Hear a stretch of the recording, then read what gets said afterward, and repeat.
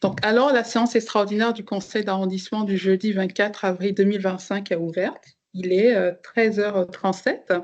Je vous laisse la parole, Madame la mairesse. Est-ce qu'il y a un mot des élus? Il n'y aura pas de mot des élus. D'accord, parfait.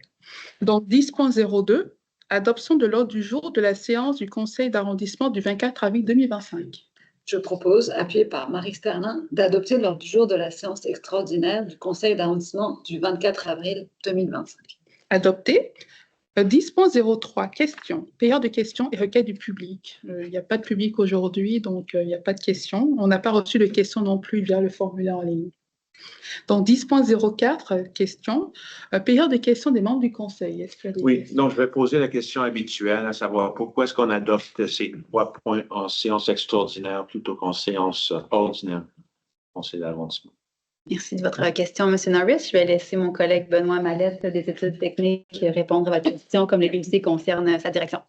Donc, le premier dossier au niveau de l'octroi de contrat pour la surveillance de chantier, les chantiers débutent bientôt et c'est la première étape d'un octroi. Et si on adoptait à la séance régulière, ça portait le potentiel retard du début des chantiers.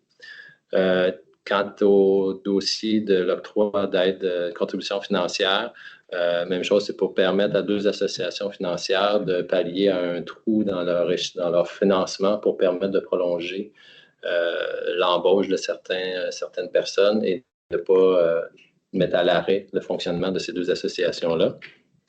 Et finalement, le troisième dossier au niveau des terrasses mutualisées, on est au printemps et tout ça. L'objet, c'est de permettre, dans un souci de développement économique et d'appuyer nos commerçants, de leur permettre de s'installer le plus rapidement possible.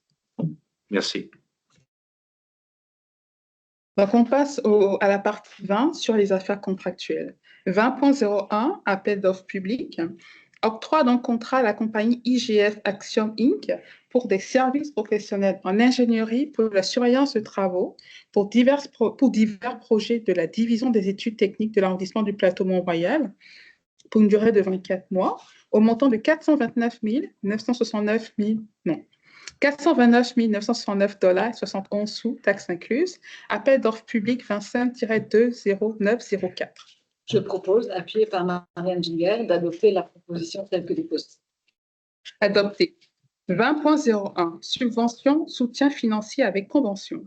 Octroi de 2 contributions financières non récurrentes, totalisant 35 000 $, toutes taxes applicables, à l'Association des gens d'affaires du Mail-End, AGAM, et l'Alliance des commerçants de l'avenue du Parc, ACAP, et approbation des conventions financières correspondantes.